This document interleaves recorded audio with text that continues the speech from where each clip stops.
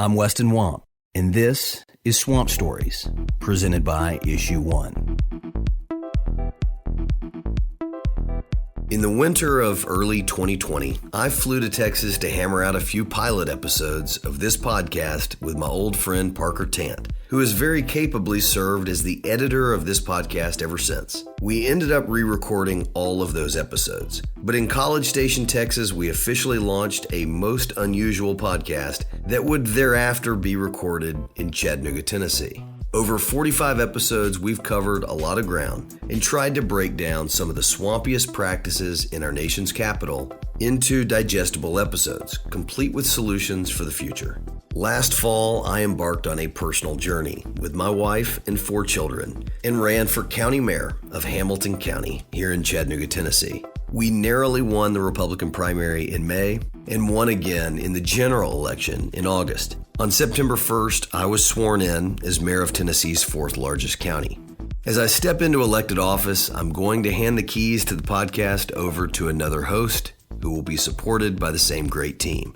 To wrap up my time with Issue 1, we flipped the script and Ethan Rome and I spoke for my exit interview. Stay in touch with me by following me on social media at Weston Wamp. This is episode 45, my exit interview.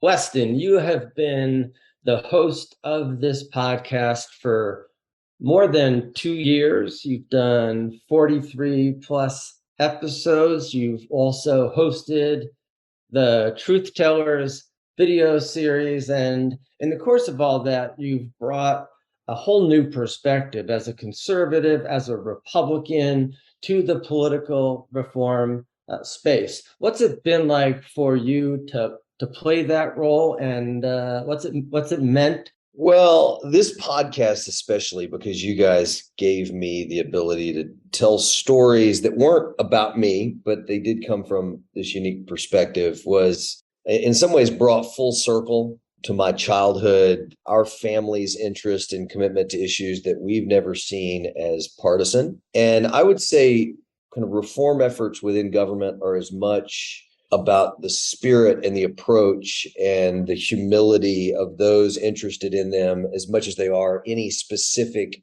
subject matter, right? I mean, you can talk about this type of reform or that type, or political reform or democracy reform or money and politics reform. But ultimately, I think it comes down to an attitude, even a gratefulness for our country. It's what binds, I think, people, frankly, like you and I, who may have come from very different political persuasions or paths in life. But I think we have a sort of shared appreciation for the country we've been given. And so in that, we want to, as our former colleague, Meredith McGehee, always described it, we want to come together and forge that more perfect union. And my earliest memories, I think I was 4 years old when my dad announced he was running for Congress against an incumbent Democrat. He talked a lot about what we now call political reform issues. He talked about the entrenchment of incumbents, the power of political action committees. And so by the time he got elected 2 years later, and when I was 7 years old when he was sworn in, just my whole life, I didn't understand it all, obviously, but from 7 years old, first grade through college graduation, was in a congressional family, lived in Tennessee. So I wasn't in the dysfunctional bubble of Washington, but got to watch my dad often be a contrarian thinker, an ally of John McCain's, for example, back in the campaign finance reform days. And so these issues were some of the first that I understood as a young person. And it's been a real joy to try to put it into words and even condense these episodes in ways that, the general public can understand the complexities of backroom deals or potential corruption in Washington, or even real concerns that many of us share about our democracy moving forward. So when you think about your past and growing up, are there specific things growing up around politics, around your dad's career that really shaped you? Your father was a so-called Gingrich Republican back in the day, but he also pushed Tom DeLay to resign and did a bunch of other things that were uncharacteristic of politicians in general. What about other things in growing up really turned you on both to politics as well as to political reform? in order to be an effective reformer in American politics, it's almost a prerequisite that you're willing to criticize your own party, because the nature of our country is that we aren't finished, right? It's the whole design. It's the purpose of the country to continue to sharpen, to continue to self-improve, to challenge ourselves towards fixing our problems, fixing the bugs in the system, going and serving the people who've been underserved, bringing along those who were left behind to begin with. And that's where I kind of made those comments about I think the humility necessary to be a part of reform. Mm-hmm. Neither party's gotten this right. There's not good guys versus bad guys, at least as, based on my experience as a child, adolescent, young adult, and adult growing up entrenched in American politics. I think you've got to have an intellectual curiosity and an intellectual honesty to admit that your political party, or both political parties, if you don't associate with a political party, have contributed to both the good and the bad. Mm-hmm. That's part of the way that we can establish, I think, trust and some common ground from which we pursue bipartisan, cross-partisan reforms. But I heard it said a million times in my household growing up that neither political party has an exclusive on ideas or integrity. And I think that holds true today. Absolutely. So one of the things you referenced that's just so extraordinary about our country is that we're not finished. Our democracy has a lot of work. We have a lot of work to do on it. And part of what the two parties do is fight every 2 years and in between about the best way to make the country better on a variety of issues. But on political reform, that's often been dominated by Democrats. And whether it's yourself or your dad and others like Congressman Reed Ribble and other guests that we've had, y'all are lonely a bit on the Republican side. And so what has that felt like? What has that been like for you? Particularly now, and we'll get into this, but now that you are soon to become the mayor of Hamilton County. Well, part of what I've enjoyed is that regular people across the country, and I still live in a part of the country dominated by and led by regular folks, they're not aware of those kind of traditions within the Beltway, that it's the Democrats who've pushed harder for reforms. And then, like most issues in American politics, there seems to be a sort of seasonality to it, right? I mean, one of our early episodes on this podcast used the words of Mitch McConnell decades ago when he advocated at one point even for the ending of political action committees in general, right?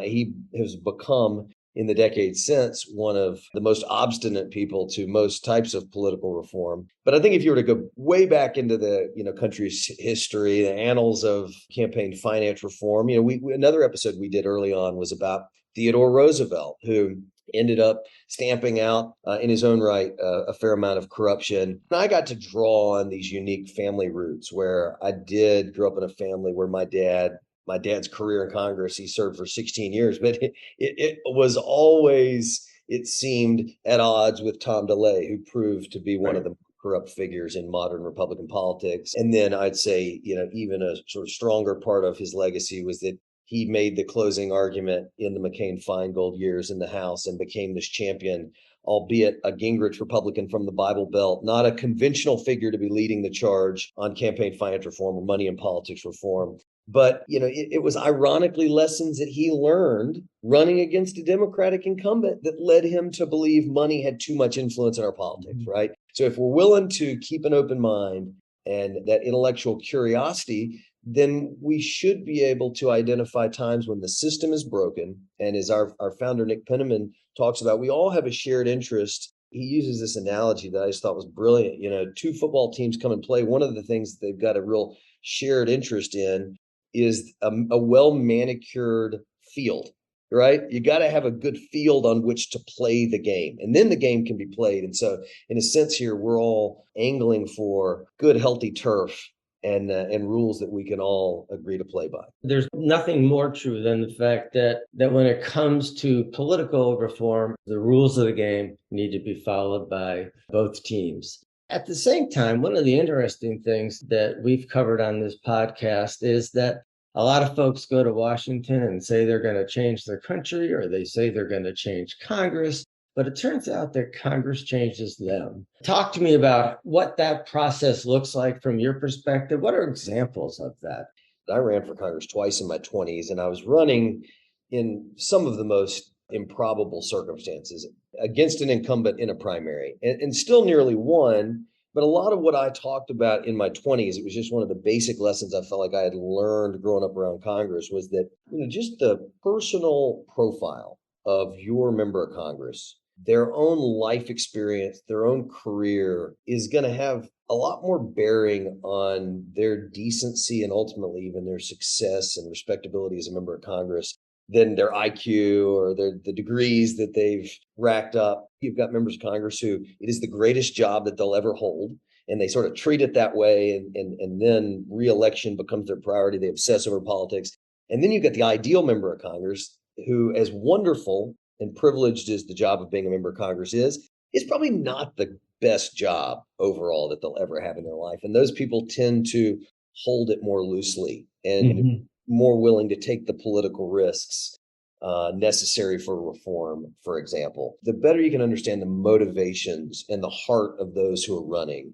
Are they running because they, really think the spoils of the office would be cool? Or are they going to be impressed by themselves because they have a pin that denotes that they're a member of Congress? Or are they really motivated by changing people's lives? Because if that is at the heart of an elected official's intent and purpose, then they're going to wake up more willing to take those risks. And then the big picture lesson is that if you're willing to take that path less traveled and just go pursue aggressively, whether from a conservative or a liberal political persuasion, public service, the service of others, you will get reelected. Throughout our country's history, it is proven time and time again that if that causes you to take confrontational, difficult, and at times unpopular positions, if you just wear your heart on your sleeve and operate with a sense of humility and transparency in both parties, you will be reelected. It is not the easiest path, but it's the most virtuous one.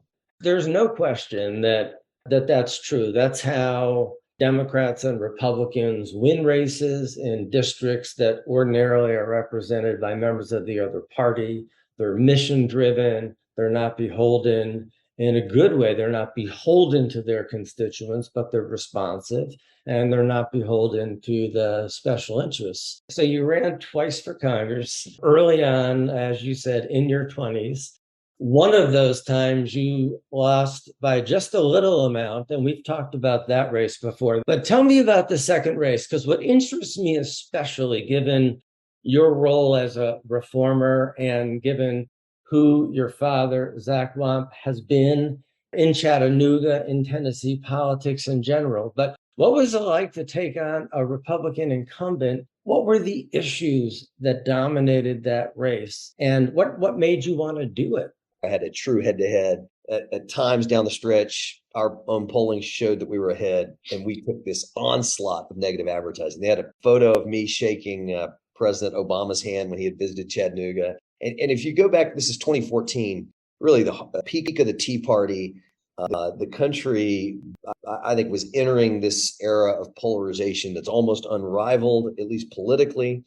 And so just a picture shaking the hand of the Democratic president was used against you. I talked a lot about words that just roll off my tongue all the time: generational stewardship, planning long term. I've always been a believer that the way that we budget everything from a nonprofit we're a part of to a church or a synagogue that we're a part of, all the way to the federal government, is reflective of your values. I took some contrarian positions, certainly as a young conservative candidate, that probably led to my demise in that race on issues like immigration. You had members of Congress back then who would say, as if it were a serious policy strategy, we should deport every single person without paperwork. It's just it would be economically catastrophic, of course, if you did this, not to mention very, immoral by any standard. But we still got 49.2% of the vote. Part of what was exciting about that race, and I think is what led me not to be so deterred that I didn't run again, is that the district my dad had represented had gone through redistricting in 2010, after the 2010 census. And so the district that I was running in was the same hub,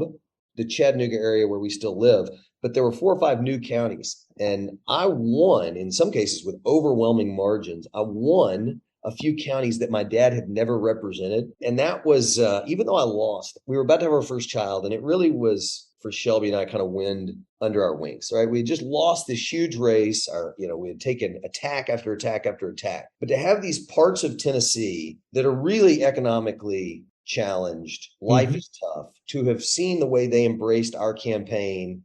We got 60% of the vote in the county on the Kentucky border, Scott County, where Howard Baker's from. I could tell there, those people didn't really know my dad. That's 2.5 hours from our hometown. They may have known his name, but they weren't voting for me because I was Zach Wump's son. I think that's what made me feel, even though we'd lost this heartbreaking race at 27, made me feel like I was still at some point headed in my life towards public service. I want to move forward to the period in which you've been doing the podcast. And obviously, issue one, and you and your dad are concerned about campaign finance and about ethics and about congressional capacity and strengthening elections. But next thing we know, we've got the 2020 election and this new thing in politics that wasn't so much new, but called disinformation. And then what happened on January 6th. And now there's an entirely new Republican Party that's been created over really the last several years. So what do you do as a Republican who not only cares about political reform, but now is someone who's on the right side of democracy and of voting and respect for the Constitution and the rule of law? To be clear, this is all about Donald Trump, right? Donald Trump in 2016 turns the party of Lincoln into a different beast altogether. Now, some will argue to this day it's the greatest thing that's ever happened to the Republican Party. Some will argue it's the worst thing that's ever happened. Some of us fall somewhere in between that continuum, but let's just call it what it is. And these are all dynamics created in the wake of his sort of shocking election that many of us who are advocating for different candidates, our family, for Marco Rubio in the 2016 primary, when Republican politics, as we know it, was upended by President Trump. And I think the real difference, whether you're running for local office like I have been, if you are a Republican who remained a Republican, you fell into one of a few camps. One is you were going to say everything that you thought, whether you knew him or not, or were ever going to encounter him. You were either the type of person who was going to say everything you thought Trump wanted you to say. And a lot of people did that out of deference or fear that he would come into their race and endorse somebody else. And he brought in this new dynamic to American politics where he was, I don't know that in modern American history, there's an individual from the presidency that used so much leverage over political leverage over the offices below him. So there's some people who would just say everything they thought they were supposed to say. Some people would draw lines in the sand, I think, where they realized that their own political legacy was going to be defined if they weren't careful by just going along with an administration and an individual who, just like he did in business, kind of played fast and loose with the truth. That obviously took a really nasty turn after the 2020 election, when the president of the United States begins to undermine, in a lot of ways, the foundational institution of our republic, that we hold elections, presidential ones, every 4 years, and the loser loses. And with hopefully a dose of grace, is a part of a transition that is both peaceful but dignified, right? And none of that happened. And the president begins to make up, and some of his advisors and attorneys begin to make up wilder and wilder theories. The reason I say wilder and wilder, as we've gone through thoroughly on this podcast, as the theories were debunked or as they failed in court, it's like they got wilder. And of course, a lot of the real advisors, official advisors of the president, were warning him, as we now know, Mr. President, there's nothing here, you got to stop. And so it caused the president to be surrounded by nuts like Sidney Powell or Rudy Giuliani. And they're the ones all of a sudden who are guiding the president as he goes down this unprecedented path of undermining elections. And that's where many of us said, okay, this is now different, right? I still believe that many of the policies of the Trump administration were positive for America. All of that matters much less once you have a president who has undermined our institutions in ways that we may spend decades recovering from. One of the things that I think we're also learning now is that there clearly is a Trumpism that's more powerful even than Trump. And that is likely to live on. And we have a lot of work to do around that. But let's just quickly just talk about your race. You ran for Hamilton County Mayor, as you mentioned. The primary was back in May, and the general election a few weeks back in August. What was it like to run as a truth teller? And one of your opponents lost and actually tried to steal the election. So what was that like? It was, I think, the experience of a lifetime. I mean, I think what I've just been through is probably, no matter what else transpires in my life, outside of being a father and the kind of core joys, this was probably the experience of a lifetime, because in some ways, against all odds, as a person who, has been very outspoken about my opinions and concerns about the direction of my party, about some of the disinformation from the former president. A lot of people would have said here in the kind of heart of the South, you couldn't win as a Republican in a primary. I drew probably two of the most difficult to beat candidates in our area. Both of them were insiders to county government. A quick civics lesson: in Tennessee is one of the states, like Kentucky and Texas, that elects a head of county government. We call them county mayors in Tennessee. So Hamilton County, Tennessee is about 380,000 people. If you were to drive from Atlanta to Nashville, we're about an hour and a half, 2 hours from each place. And the county seat of Hamilton County is Chattanooga. I ran in large part because I'm passionate about public education, and we run one consolidated public school system. But I just can't tell you enough what a surreal experience it was. I was profiled because of my work at Issue 1 by the New Yorker in the middle of the campaign. Right. Clearly a publication that everybody in Chattanooga, reads. It obviously it upped your popularity in Manhattan, which I'm sure was helpful at the time. Well, that's what I'm saying, though. It was surreal that, my two lives converged, where I could run for office here, continue the work. We're making podcasts that were by their nature not necessarily real popular in conservative circles, but I tried to maintain down the stretch. These were opinions I believe or had formed after intense research and concern. And did you get confronted in public forums on any of those kinds of issues? Very little. And I think one of the reasons I got confronted very little is that when we disagree with somebody, but we're not really sure we're right, and we know the other person knows their stuff, I just think respectfully that there are a lot of people who didn't agree with me around here on some of these election issues, or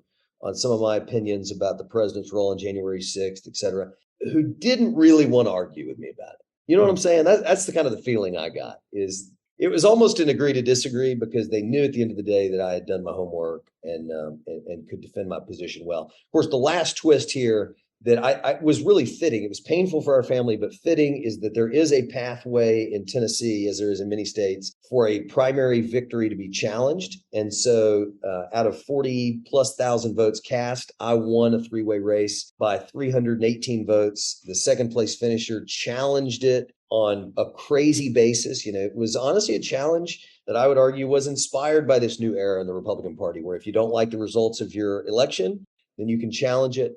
Fortunately, that the body that gets to rule on these issues here is our elected. There's an elected Republican executive committee and a Democratic executive committee. They voted overwhelmingly. They basically held a political hearing. It wasn't a judicial hearing. They hold a political hearing. The members of the committee vote, and we won overwhelmingly, affirming our victory. But, just for me to be the guy who was doing as much truth telling as I could prior to and during a campaign, to then have an attempt to steal the election, and for us to survive it, it was a painful couple of weeks for our family, but very fitting. That story is obviously incredibly rich, given all the circumstances. So thinking about the politics of the moment and what's happening in DC, and obviously things, in Hamilton County are more localized. But when you think about what's at stake for our country and what's happening in our politics, what are you most worried about? And how do you think about fixing it? I'm most worried that we just lose sight of what we've been given. That short of those of us who've served in the military, active duty in recent years, short of those people, things we've been given that we didn't deserve or earn, really. I think part of what has held the republic for a couple hundred years is this shared appreciation, if not for each other, for what we have and what we've been given and the role we get to play in really the first true self-governed country in the history of mankind. And we're so far away from that some people have grown, it seems, resentful of our country on both sides of the aisle, certainly more so at the extremes of both sides of the aisle, rather than diligently and passionately being committed to working together to continue to push it forward. And I know it's the story of American history. Like, hard times are coming that will jerk a knot in our tail and will teach us, will command us to see that more clearly. You know, those moments like 9/11 or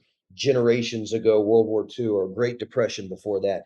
There are these moments where we all of a sudden are jolted into the reality that we all love each other and we are Americans, and there are oppressive regimes that do not hold the same values that we do. And so I think that's my fear, is just that we have grown somewhat soft, Ethan, and it has led us to become preoccupied and even obsessed with our relatively minor differences rather than seeing our role in the arc of human history as the stewards of the greatest country that's ever been. Yep. And I think part of that has always been that we have these extraordinary values of justice and equality and have been united ultimately in the cause of making our country get closer to achieving its promise. And that has very much been some of the greatest work that we've all been a part of. And I was reminded of that when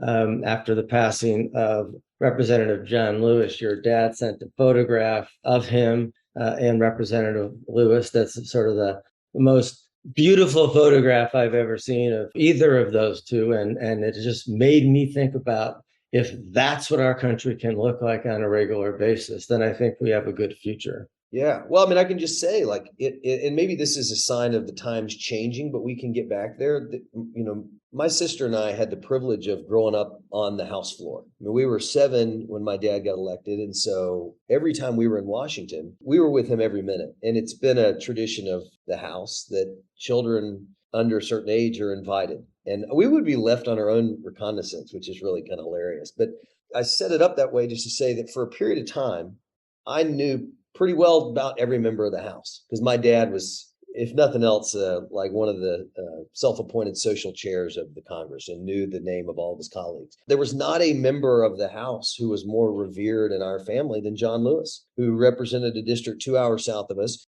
who probably by the letter of policy, we didn't have a whole lot of alignment with, but in the spirit of things, in the spirit of life, and in the spirit of forging a better country for everybody, he was certainly a hero of our family, and we all ought to be able to operate in that type of, I think, respect for those with whom we don't always agree politically, but who we share ultimately the same destiny and mission and values. Absolutely. Weston, I just want to say that it's been just a great honor and a tremendous amount of fun to produce this podcast with you. And we at Issue One will miss you very much and really appreciate the contribution that you made to creating a bipartisan product that lifts up political reform. And so I wish you the best of luck as mayor, and look forward to crossing paths again.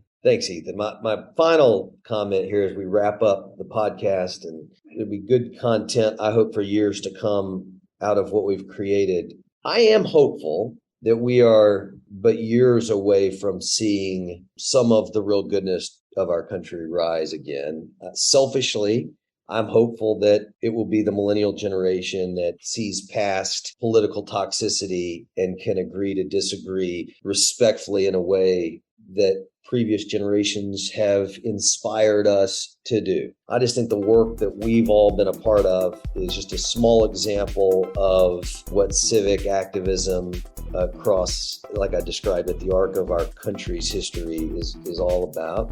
And I intend down here in my corner of the country to continue to be involved in the fight. Outstanding. Weston, thank you so much. Thanks, Ethan.